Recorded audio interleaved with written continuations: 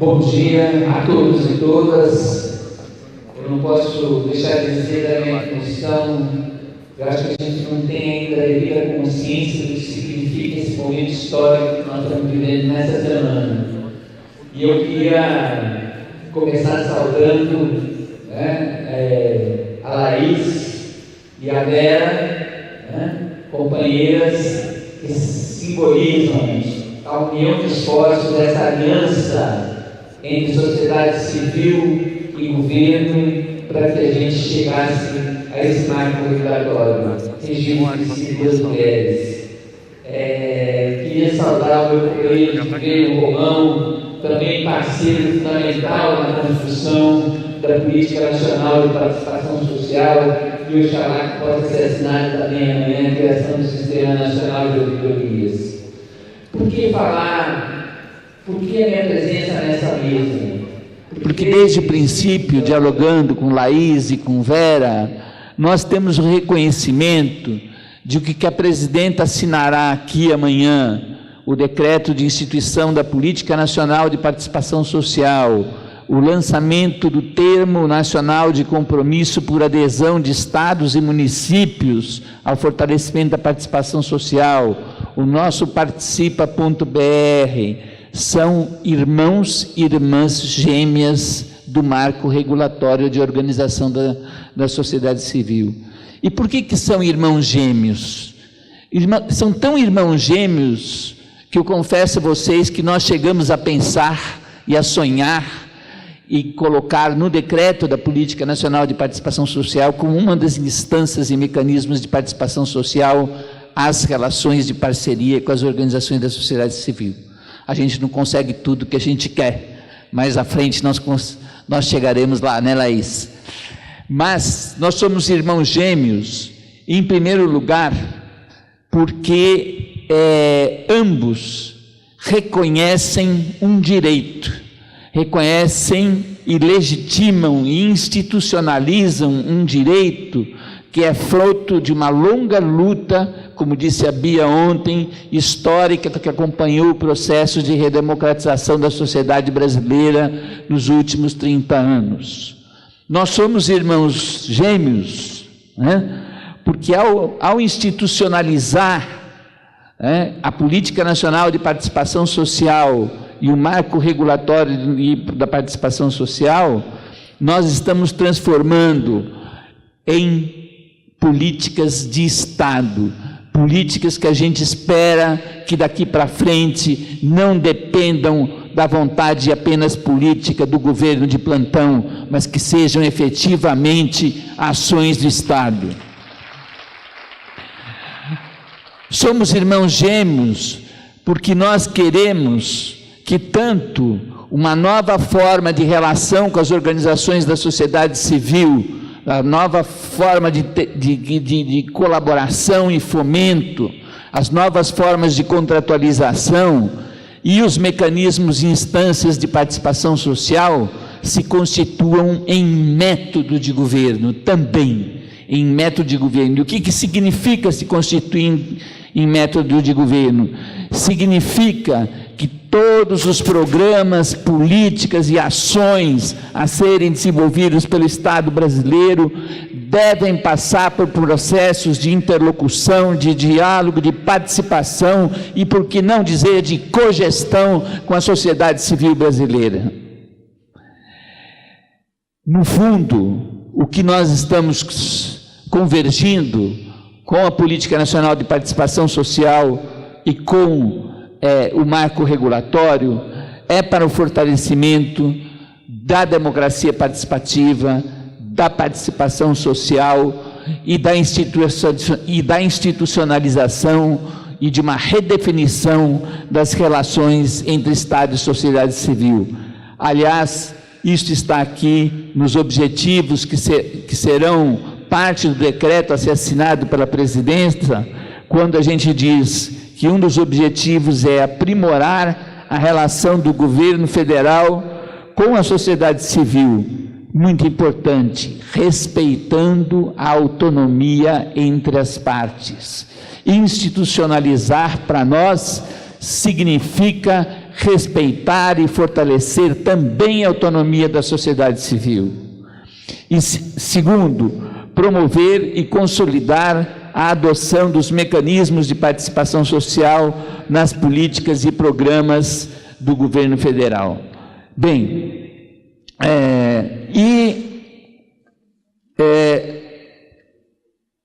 como, então, eu diria que esta associação entre participação social e o marco regulatório se constituem de maneira mais orgânica. Eu destaco aqui 4 pontos. Primeiro,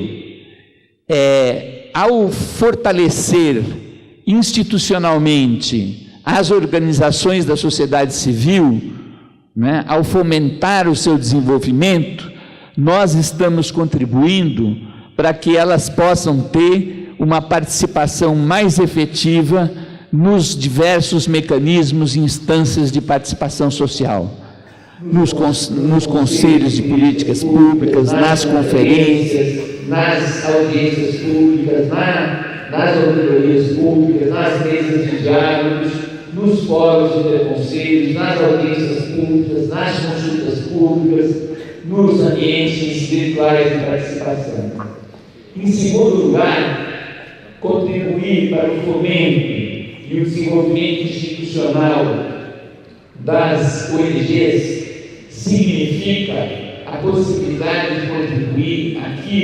para aquilo que é fundamental se nós queremos mudar a cultura política e queremos qualificar os processos de participação. A gente sabe que há muito a avançar ainda, que é trazer a contribuição das organizações da sociedade civil numa agenda de produção de conhecimento e de educação para a cidadania ativa, da ampliação e fortalecimento de amplos programas de formação de conselheiros, de conselheiras, de lideranças sociais e de gestores públicos, para transformar, de fato, tanto os novos espaços de participação social, como as novas formas de contratualização, em novas atitudes, novos valores, novos comportamentos, que nós sabemos que são indispensáveis para enfrentar a dominação de uma burocracia de Estado historicamente instalada no sentido contrário daquilo que nós estamos aqui criando. Em terceiro lugar, nós acreditamos que é fundamental, através do fortalecimento e do fomento das organizações da sociedade civil, permitir que elas trabalhem conosco numa relação de interdependência, com respeito à autonomia das partes, para a implementação de vários programas e ações do governo federal. Nós sabemos que reconhecemos que essas organizações, elas permitem aquilo que foi dito, num dos diálogos que nós fizemos sobre o Brasil sem miséria, que o Brasil sem miséria, através das organizações de sociedade civil, possa chegar aonde o Estado não chega, que a busca ativa que caracteriza a estratégia do Brasil sem miséria se transforme em realidade. Nós acreditamos que é fundamental a contribuição das organizações da sociedade civil no sentido de ajudar a moldar os procedimentos, a forma de implementação dos programas de acordo com o contexto, com cada realidade concreta que caracterizam a diversidade regional, a diversidade territorial, a pluralidade dos sujeitos, a pluralidade de identidades e que recuperem um elemento fundamental que é o saber popular da sociedade brasileira, que é capaz de nos fazer com que esses programas todos que a gente implementa nas políticas públicas cheguem numa verdadeira sintonia com o cotidiano da vida das pessoas. E por fim, eu diria que a outra colaboração se refere ao fortalecimento das organizações da sociedade civil na ajuda, na contribuição para um progressivo e maior fortalecimento do sistema de monitoramento e de avaliação das políticas e dos programas, fortalecimento daquilo que a gente chama do controle social das políticas e dos programas, e aquilo, né, sobretudo naquilo que é a espinha dorsal dessas políticas, que é a espinha que expressa a prioridade dessas políticas, que é o programa, o planejamento e o orçamento público, a criação do fórum entre conselhos. Eu acho que é a expressão mais clara da contribuição enorme das organizações tem dado para que a gente possa iniciar, avançar cada vez mais na democratização do processo do orçamento público brasileiro. Os pontos de cultura que estão reunidos nesses dias de Natal, essa teia de cultura dos 3.000 pontos de cultura, são aquilo que vão assegurar a capilaridade da política de participação social. É ali onde o sujeito vive, onde o sujeito mora, onde ele consegue expressar a sua identidade, a diversidade da sua condição através das múltiplas formas de cultura. É ali que a gente realiza de verdade fazer chegar as políticas aos territórios. Então, esses são alguns dos exemplos, né, de por que nós somos irmãos e irmãos gêmeos. E somos irmãos e irmãos gêmeos, né, que não podemos parar aqui. Como disse o ministro Gilberto Carvalho, esse mutirão que nos permitiu chegar à Política Nacional de Participação Social, que nos permite chegar agora ao marco regulatório já, né,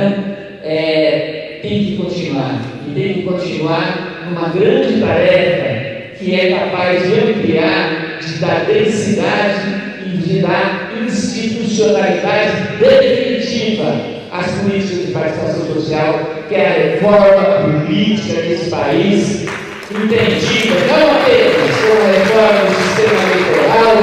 mas como aquela reforma que institucionaliza definitivamente uma nova forma de relação entre Estado e sociedade civil, que incorpora os mecanismos de democracia participativa no âmbito do Estado, como política do Estado, e que democratiza os meios e as formas de comunicação da sociedade brasileira, para que a gente possa ter verdadeiramente circulação de informação, circulação de pensamento crítico, ampliação das redes sociais e em última instância, tudo isso, e com isso eu encerro, né? Somos irmãos gêmeos de uma mesma utopia, a utopia da construção de um modelo de país socialista, entendido como Boaventura de Souza Santos, num processo da construção de uma democracia sem fim. Muito obrigado.